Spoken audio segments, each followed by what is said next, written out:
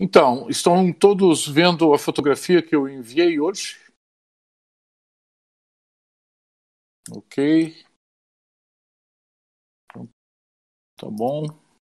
Aí o seguinte, para ficar mais fácil o acompanhamento dessa fotografia, sugiro vocês darem uma olhada no documento Funções PDF, página 11.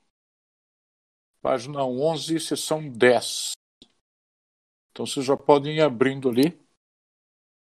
Mas vamos começar falando da fotografia. Então, na primeira linha da fotografia, está simplesmente reproduzida a definição de limite de função real. Então, aquela f é uma função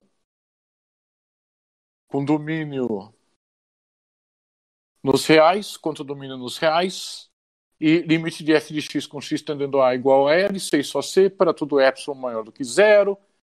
Existe delta maior do que zero, tal que zero menor do que a distância de x até a menor do que delta, implica em distância de f de x até L menor do que epsilon.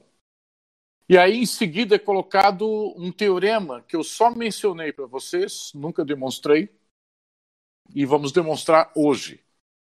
Então, o limite, quando existe, é único. Vocês compreendendo esse teorema, fica muito mais fácil poderem estudar possíveis variações na definição de limite e por que essas definições na prática não são realizadas. Tá? Então a gente vai conversar um pouco sobre isso, para vocês terem uma ideia de como funciona o papel de decisão sobre quais são os conceitos interessantes para definir em matemática, para que a gente possa fazer matemática. Tá? Então, primeiro esse teorema, limite quando existe é único. O enunciado está claro? O enunciado do teorema está claro? Ok. Os demais aí, tranquilo? Heloísa? Tudo tranquilo?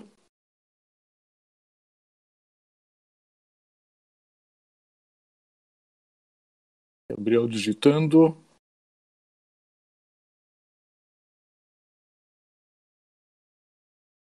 Tá. Bem, então vamos lá. Nossa amiga Heloísa não quer falar com a gente. Mas então, demonstração. A demonstração a gente faz por redução ao absurdo. A gente supõe que existe pelo menos uma função f e pelo menos um real a, tal que o limite de f de x com x tendendo a A não é único. Então, vamos supor que existe uma f, existe um a, tal que o limite de f de x com x tendendo a pode ser L e pode ser L', onde L diferente de L'. Porque o enunciado está dizendo, não importa qual seja a função f, não importa qual seja o real a, se o limite de f de x com x tendendo a A existe, ou seja, é igual a um L real, então esse L é único. Então vamos supor que para alguma função e para algum A não é único, que haja ambiguidade no limite. Até aí tá ok?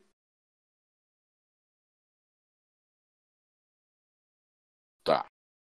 Então, ora, se o limite pode ser tanto L quanto L', então vai ter que satisfazer a definição para todo epsilon maior do que zero, deve existir delta maior do que zero, tal que aquela condicional é satisfeita. Ora, se para todo epsilon tem que satisfazer, se a gente conseguir exibir um epsilon que não garanta aquela condicional para os dois limites L e L', chegamos então a uma contradição que daí contradiz a hipótese do limite poder ser ambíguo. Então, o epsilon que nós escolhemos é metade da distância entre L e L'. Vocês concordam que esse epsilon garante que a definição de limite não pode ser satisfeita para L e L'? Vocês concordam com isso ou não?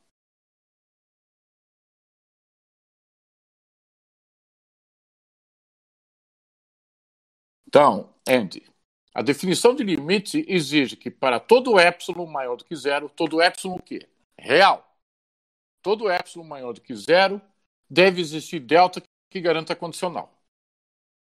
Até aí tá ok? Tá. Então, agora nós queremos provar que o limite, quando existe, é único. Ou seja, para qualquer que seja a função f, para qualquer que seja o real a, o limite só pode assumir, se existir, só pode assumir um valor. Então, vamos supor que para alguma função f e algum real a, o limite admite mais de um valor, L e L', onde L é diferente de L'.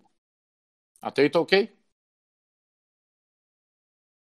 Então, para que o limite seja L e L', para alguma função f, para algum real a, tem que satisfazer que para todo epsilon existe esse delta que satisfaça a condicional tanto para L quanto para L'. Se a gente conseguir exibir um epsilon que seja, que não permite satisfazer a condicional, as duas condicionais, então a gente mostra que isso leva a uma contradição e, portanto, o limite não pode ser ambíguo. E eu quero saber se vocês concordam que epsilon dado por metade da distância entre L e L' cumpre essa função. Vocês concordam ou não? Vamos ver o que Andy está digitando. Então, por que concorda? Quero saber os demais também, porque só o Andy está dizendo aí. Por que concorda?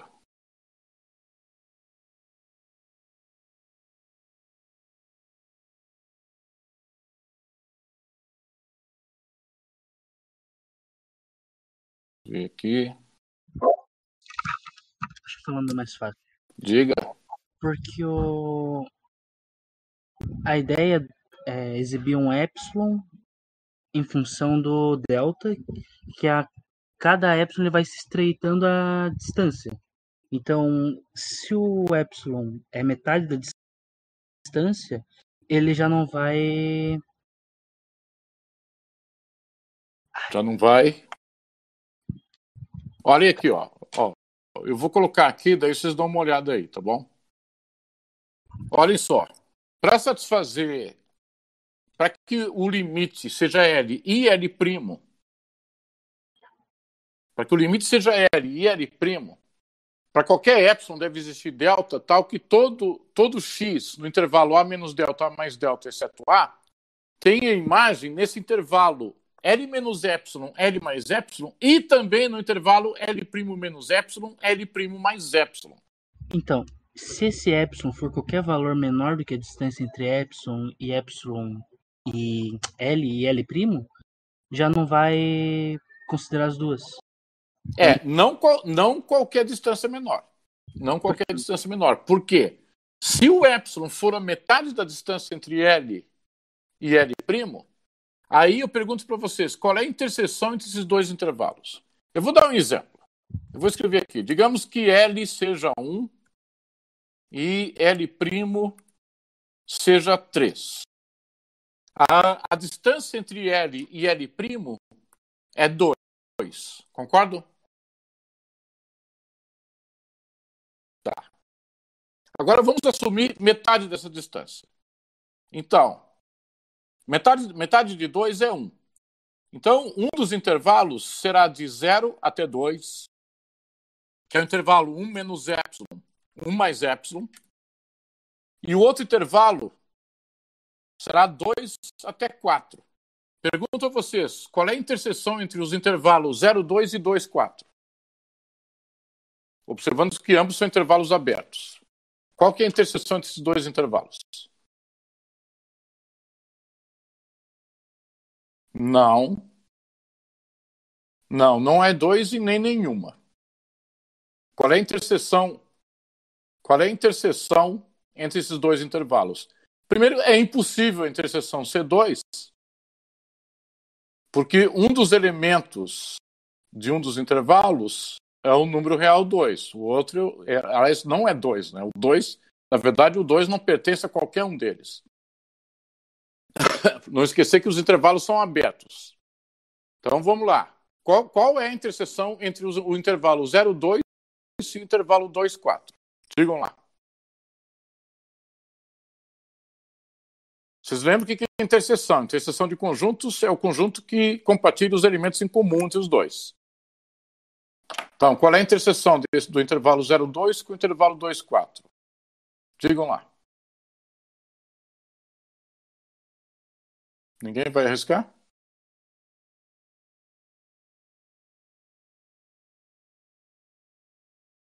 Vamos ver o que o Andy está digitando. Não sabe? Então, vou colocar aqui. A interseção é o conjunto vazio. A interseção entre o intervalo 0,2 e o intervalo 2,4 é o conjunto vazio. Por quê? Não existe um único elemento em comum entre o intervalo 0,2 e o intervalo 2,4. Estamos de acordo com isso? Gabriel Vieira, está de acordo com isso? Você que tinha dito nenhuma? Tá. Então tá. Então vejam só, se a interseção deles é um conjunto vazio, e notem vocês como que foi obtido isso, esses dois intervalos foram obtidos assumindo epsilon, metade da distância entre L e L'.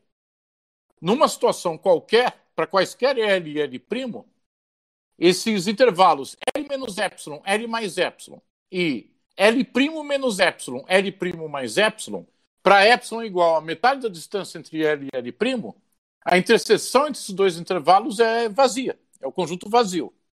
Logo, para delta algum, nenhum delta vai garantir que x do intervalo A menos delta A mais delta, exceto A, tenha imagem no intervalo L menos epsilon, L mais epsilon e L' menos epsilon, L' mais epsilon. Estamos de acordo com isso? Ok. Então, isso prova a unicidade do limite. Então, chegamos numa contradição. Supondo dois limites, L e L', conseguimos exibir um epsilon que não satisfaz as condicionais para L e L'. Logo, a hipótese de haver mais de um limite leva a uma contradição, então só restou a possibilidade do limite ser único se existir. Tranquilo até aí, então? Tá. Então, vejam só. Tendo isso em mente, deem uma olhada na última linha da fotografia. Vamos chamar aquela última linha de definição de limite de End. Tá? Então, vamos fazer de conta que o End está propondo um novo conceito de limite. Ele não pode chamar de limite, porque o nome limite já está tomado. Se refere à primeira linha da fotografia. Então, vamos dar um nome diferente. Então, o End está introduzindo lá limite de End.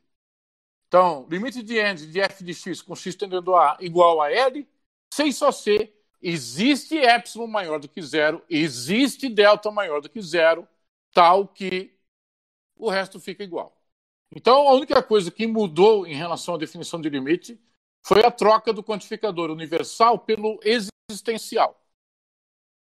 A pergunta que eu faço é, no contexto de limite de End, o limite de End, quando existe, é único? O que vocês me dizem? Veja que não está exigindo para todo o epsilon.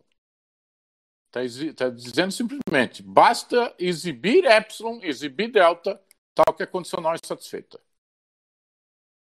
Pensar é bom. Então, digam lá. Nesse contexto, limite de End, o limite de End, quando existe, é único? Sim, não, por quê? Vocês já vão entender qual é o propósito dessa discussão aqui.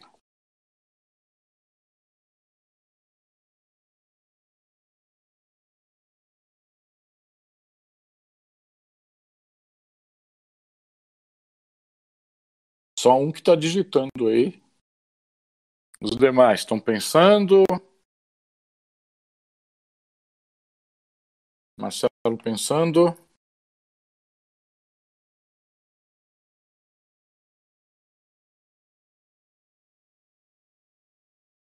Então, vocês querem mais um pouco para pensar ou querem que eu comece a discutir aqui? Acredito que não, porque você pode exibir qualquer epsilon para satisfazer, não existe necessidade de ser todos. A ideia é essa mesmo que o Andy está colocando. Posso colocar aqui para vocês, então, para a gente começar a conversar? Ok, então vejam só. Então, o assunto aqui é limite de Andy. Vamos considerar um caso muito simples para começar a conversa.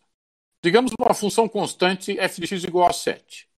Então, nós temos uma função f com domínio nos reais, contra domínio nos reais, tal que para todo x o domínio tem como imagem o mesmo valor, 7. Agora, vamos ver se, no contexto de limite de Andy, quais possíveis valores essa função pode ter para limite com x tendendo a, sei lá, 2, por exemplo. X tendendo a 2. O limite pode ser, o limite de 7 com x tendendo a 2 pode ser o próprio 7, porque para qualquer epsilon que defina uma vizinhança em torno de 7, e para qualquer delta que defina uma vizinhança em torno de 2, todo x nessa vizinhança de 2 vai ter imagem na vizinhança de 7. Concordam com isso?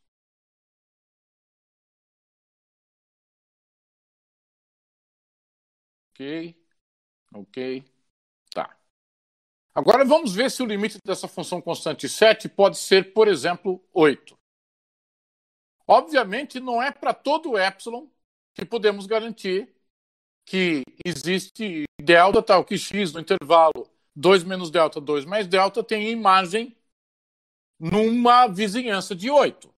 Mas o limite de Andy não está exigindo para todo epsilon. Está exigindo, basta exibir algum epsilon que dê certo. Então, como qualquer delta que vocês escolham para definir uma vizinhança de 2, as imagens de x pertencentes a essa vizinhança serão sempre 7, o limite pode ser 8 se vocês escolherem para epsilon, por exemplo, 30. Digamos. Então, o limite pode ser 8, porque se vocês escolherem para epsilon 30, não importa qual seja o delta que define uma vizinhança em torno de 2, todo x nessa vizinhança de 2 vai ter imagem 7 e, portanto, vai pertencer ao intervalo 8 menos 30, 8 mais 30. Porque todas as imagens são 7. Concordam com isso?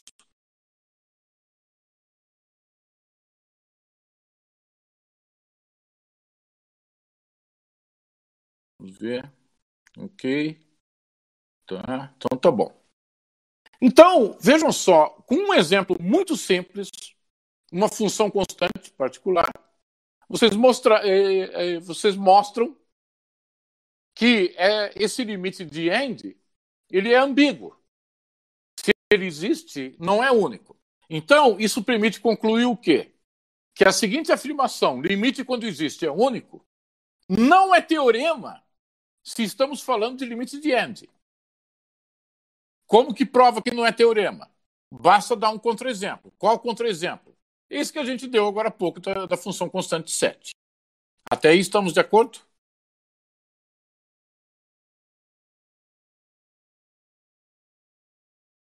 Então tá. Então, vejam só.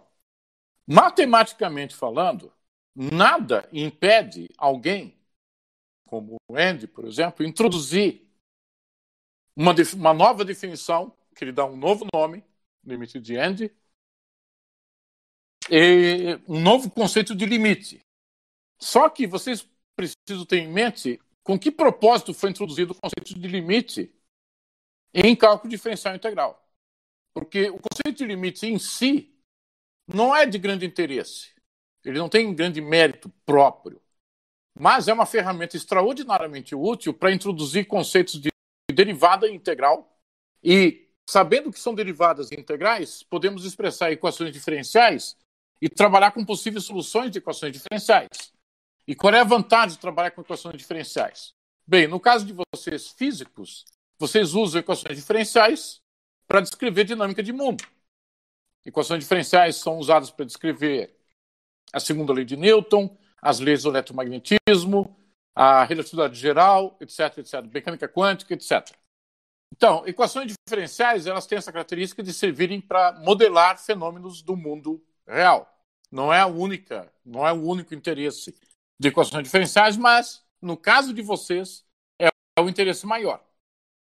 Se o limite for ambíguo, isso significa que, se vocês tentarem definir derivada a partir desse limite de End, então a derivada de uma função em um ponto qualquer, ela será ambígua. Até aí estamos acompanhando? Então, e para o físico, interessa responder perguntas como a seguinte: se eu tenho uma bolinha, coloco a bolinha num certo ponto, no espaço, solto essa bolinha, deixo ela cair, sob a ação da gravidade. Eu quero responder quanto tempo demora para a bolinha tocar o chão. Ora, usualmente se descreve esse tipo de fenômeno via funções que satisfazem equações diferenciais. Equações diferenciais que vão descrever a dinâmica dessa bolinha. Se a derivada é ambígua, pelo fato do limite ser ambíguo, então o cara vai responder o seguinte: bem, a bolinha vai tocar o chão no instante de 5 segundos ou 38 horas. Não sei. Isso não se mostra exatamente algo útil. Estamos de acordo com isso? Por enquanto? Mas justamente, o Andy dá risada, mas é importante vocês perceberem que a matemática ela confere uma liberdade muito grande para vocês criarem muitas coisas. Eu vou mostrar para vocês que nós temos muita liberdade, mas não temos propriamente libertinagem. Eu vou mostrar para vocês um exemplo, mais no final da discussão, um exemplo de libertinagem matemática, que daí dá problema grave do ponto de vista matemático. Mas esse limite de End que a gente conversou aqui, matematicamente, não tem problema nenhum com ele. Só que, para trabalhar com matemática, se a pessoa introduz um conceito novo em matemática, em algum momento ela precisa justificar por que está fazendo aquilo.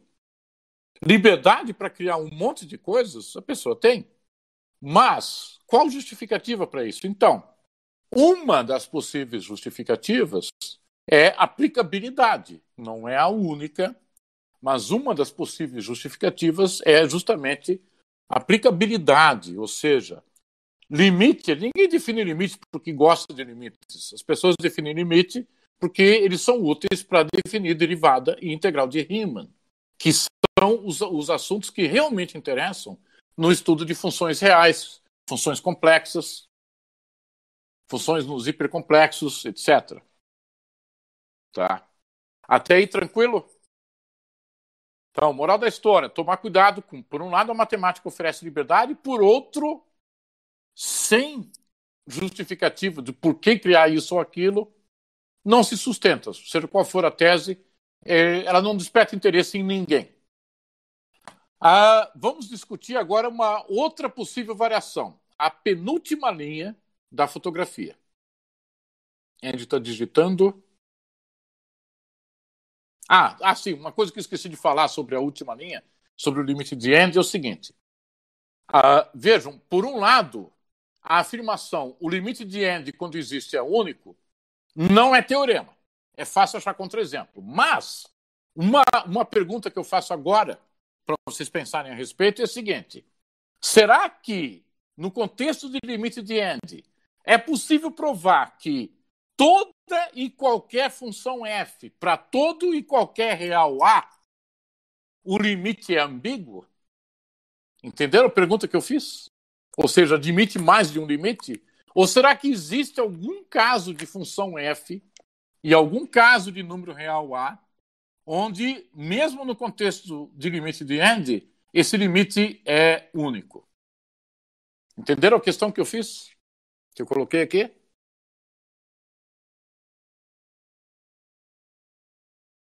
Gabriel está ok. Então, Andy, nós mostramos agora há pouco que a seguinte afirmação: limite de Andy, quando existe, é único, não é teorema. Existe contra-exemplo, o contra-exemplo que a gente deu, função constante 7. Até aí estamos de acordo? Tá. Então, nesse contra-exemplo que a gente deu, a gente mostrou que o limite da função constante pode ser tanto 7 quanto 8. Logo, existe ambiguidade. A pergunta que eu estou fazendo agora é outra. Podemos afirmar como teorema que o limite de end para qualquer função f e para qualquer real a sempre é ambíguo, ou seja, sempre admite mais de um valor? Ou seja, isso é teorema? Não é para vocês responderem já. Eu quero saber se vocês entenderam o problema que eu estou colocando. Tá. Então, esse problema é bem mais difícil de responder. Então, encontrar contra-exemplo para afirmação limite de end quando existe é único é fácil. Agora, demonstrar que o limite de end sempre é ambíguo, aí a situação complica. Tá? Então, estou colocando isso aqui para vocês irem pensando a respeito. Agora, vamos falar sobre a penúltima linha. Tá? Na penúltima linha, a gente vai introduzir o limite de Marcelo. Tá?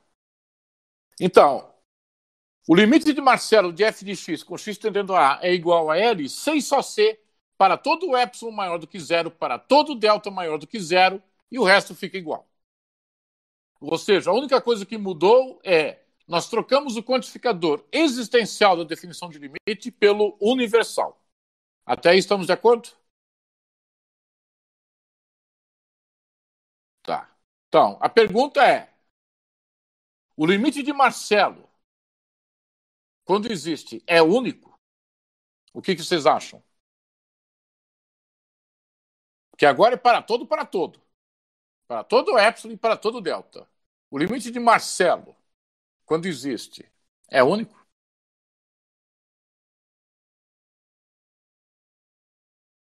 A gente acredita que sim. Os demais? Gabriel Damasceno, sim. Vocês conseguem dar alguma justificativa para a crença de vocês? Mesmo que seja meramente intuitiva? Só para ter uma ideia aí. A minha intuição, quer dizer, é que o único exemplo que eu consegui pensar para todo epsilon existe, conseguindo demonstrar qualquer delta, é uma função constante. Porque em nenhuma outra função que eu consigo pensar, qualquer delta vai satisfazer a equação. Então, ok. Entenderam o que o Andy falou ali? Então, por isso que eu peço para vocês, pedir para vocês abrirem lá o documento Funções na página 11, Teorema 16. Estão todos ali com o Teorema 16 na frente de vocês? Página 11?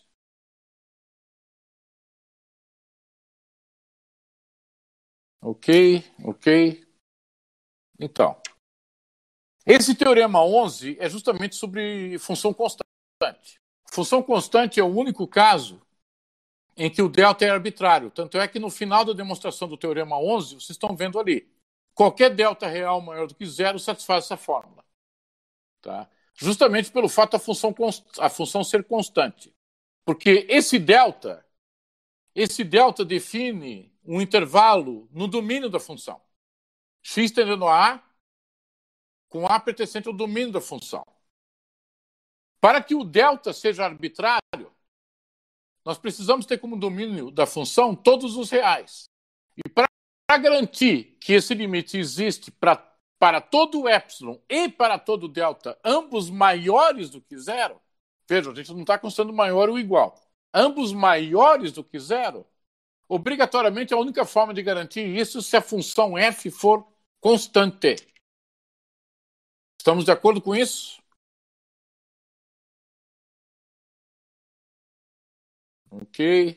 Ok. Ou seja, moral da história. O limite de Marcelo com x tendendo a A, quando existe, de fato é único. Então não há ambiguidade alguma. Só que ele só vai existir para a função constante. Então vejam só, o primeiro caso que nós tínhamos ambiguidade era inútil justamente por conta da ambiguidade. Agora, esse segundo caso, essa segunda alteração é inútil porque serve apenas para uma gama muito pequena de funções. Então, se nós queremos derivar funções quaisquer, e é de interesse saber derivar funções, integrar funções, porque é a melhor linguagem criada até hoje para expressar a dinâmica de mundo. Existem outras, mas é a mais simples de usar, é justamente o cálculo diferencial integral.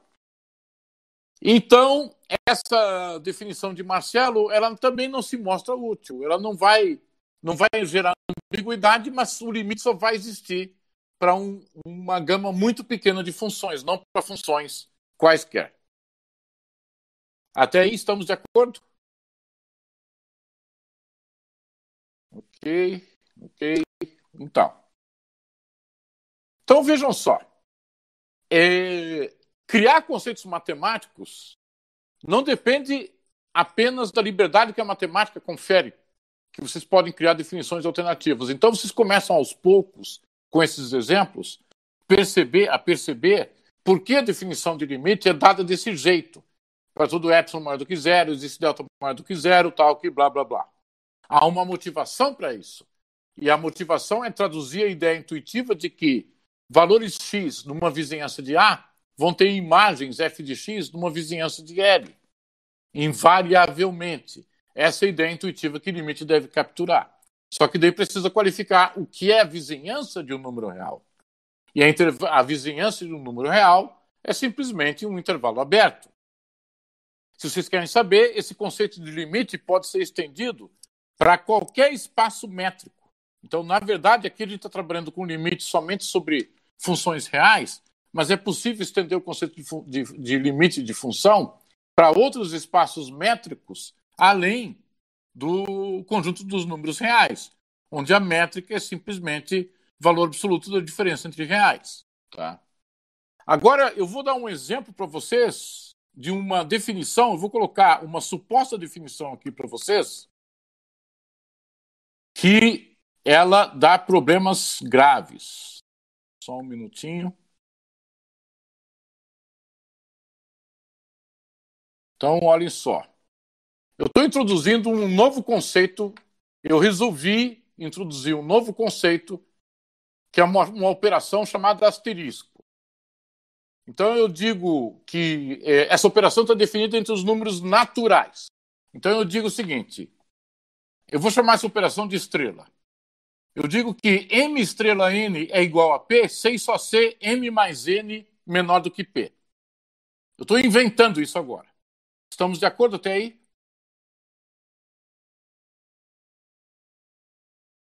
Tá. Agora eu pergunto para vocês. Usando essa definição, quanto que é 3 estrela 4? Me digam aí quanto que é 3 estrela 4.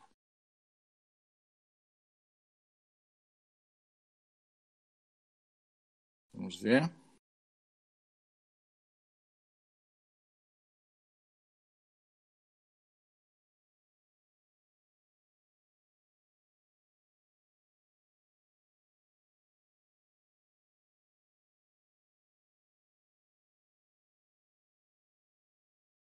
Ah, deu um valor, Marcelo. Escolha um valor aí. 8. Então vamos ver. Então o Marcelo está dizendo que 3 estrela 4 é 8, por quê? Porque 3 mais 4 é 7 e 7 é menor do que 8. Concordam com isso?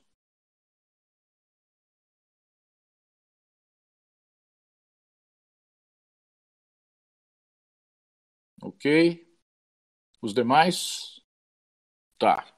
Só que como já tinha chamado a atenção antes, o próprio Marcelo, na verdade o 3 estrela 4 pode ser não apenas 8, mas pode ser outro número natural. Por exemplo,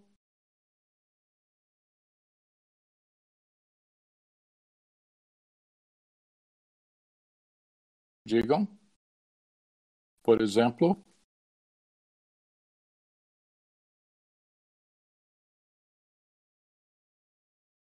9, 10, 11. Tá, vamos ficar só com 9. Então, 3 estrela 4 é 8 e 3 estrela 4 também é 9. Só que a igualdade é transitiva. Concordam?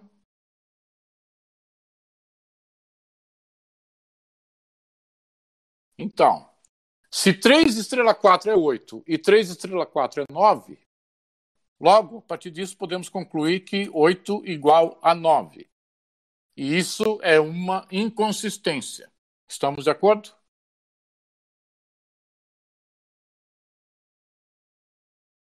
Ou seja, apesar da liberdade que a matemática confere, ou seja, vocês têm liberdade para introduzir variações da definição de limite, só que daí vocês vão encontrar dificuldades para justificá-las.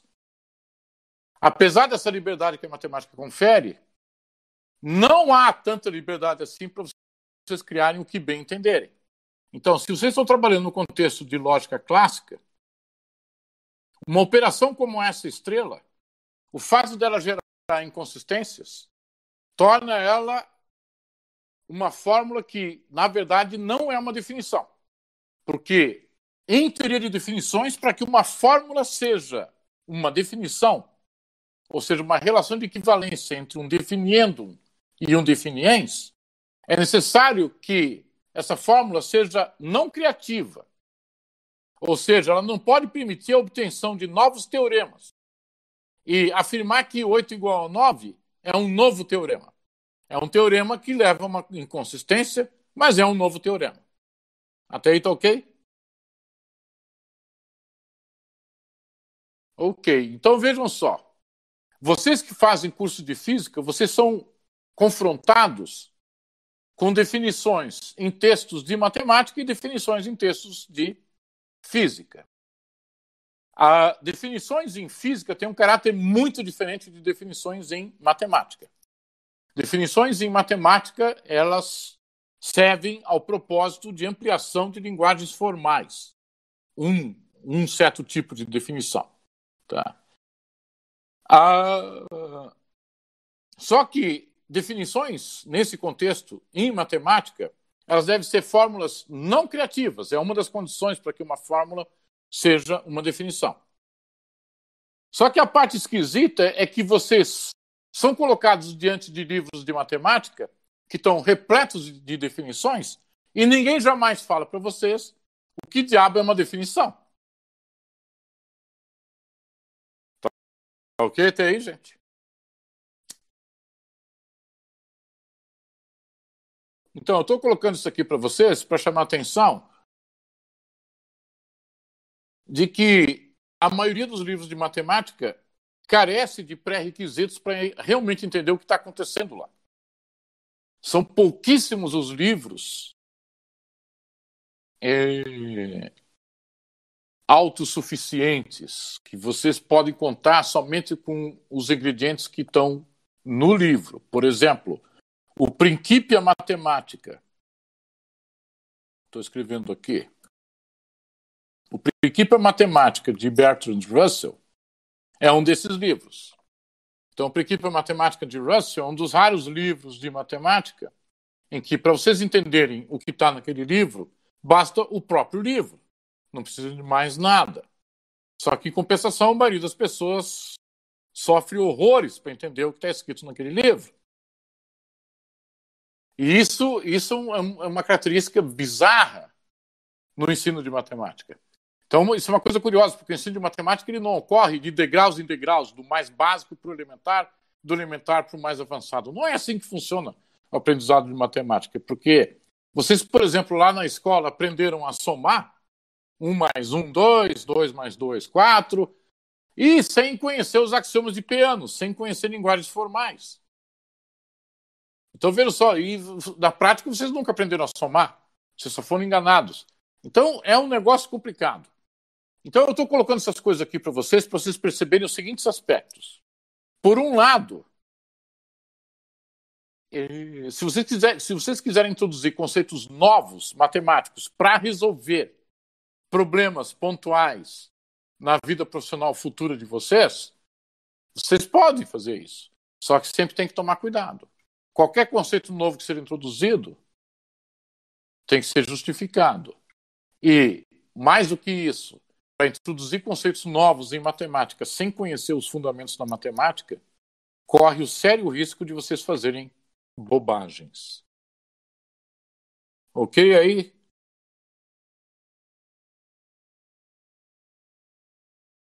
Então, a minha recomendação é que vocês, essa discussão que a gente fez, lá da função constante 7, lá da unicidade do limite de Marcelo, vamos ver, sempre tem o risco de termos aquele falso positivo.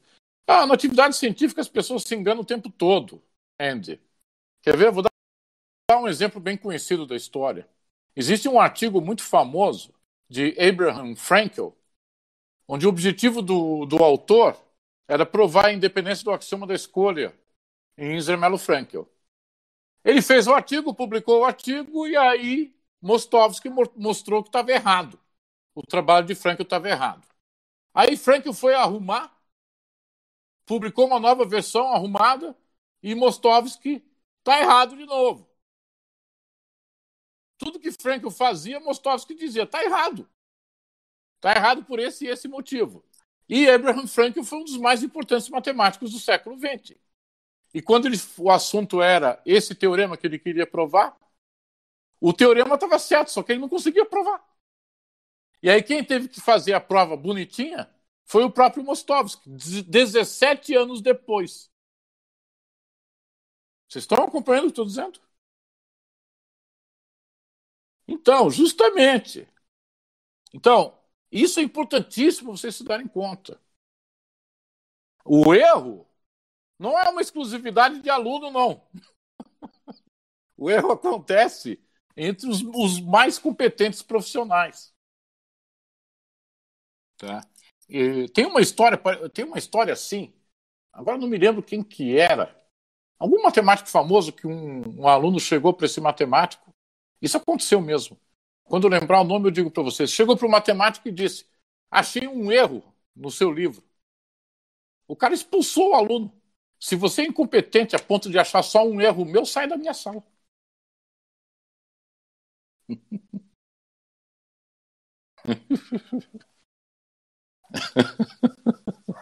Isso é a parte bacana de matemática.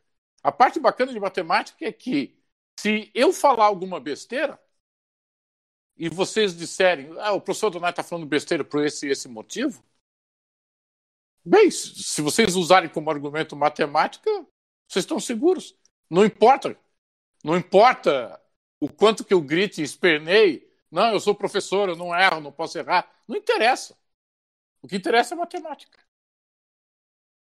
Eu posso ficar esperneando aqui, de perna para o ar, à vontade não vai fazer diferença. Matemática tem que ser respeitada. Isso não causa atrito entre matemáticos? Claro que causa. Isso é uma das características que o povo brasileiro tem. O brasileiro confunde educação com gentileza. Então, quando a pessoa responde de maneira gentil, ela é educada. Não, não é educada, ela é só gentil. Pessoa educada é uma pessoa que tem formação. Isso é uma pessoa educada. E matemáticos brigam o tempo todo. Tem atrito o tempo todo. Você acha que é um mundo de maravilha? Não, não é. Físico, então? Nossa. E não estou falando de brigas pessoais, não. Estou falando de brigas em torno de conceitos, em torno de ideias, em torno de teorias. Se a pessoa erra, claro que vai chamar atenção. Aquela típica frase, o que você tinha na cabeça quando falou um troço desse? Isso é comum. Isso é comum.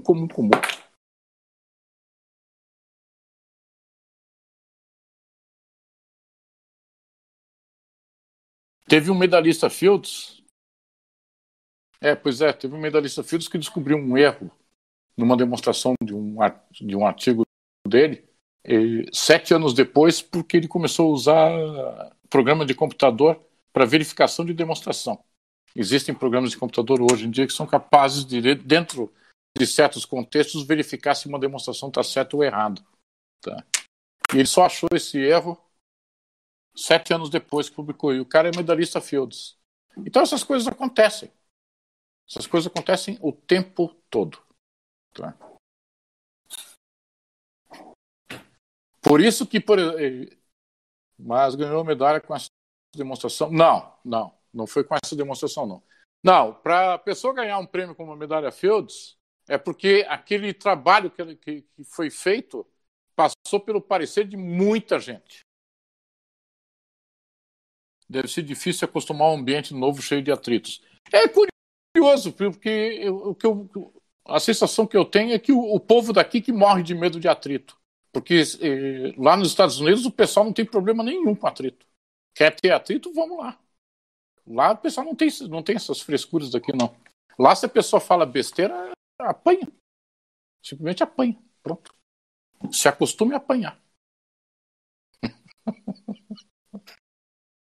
É que nem um antigo ditado que havia naquele Cefete, no antigo Cefete Paraná. A garotada falava, tinha um dito local que era assim: fui infeliz dessa vez, prometo ser melhor da próxima. Mas então tá, gente. Deixa eu. E vocês dão risada aí, tá? Se vocês querem trabalhar com ciência, vão se acostumando a apanhar, gente.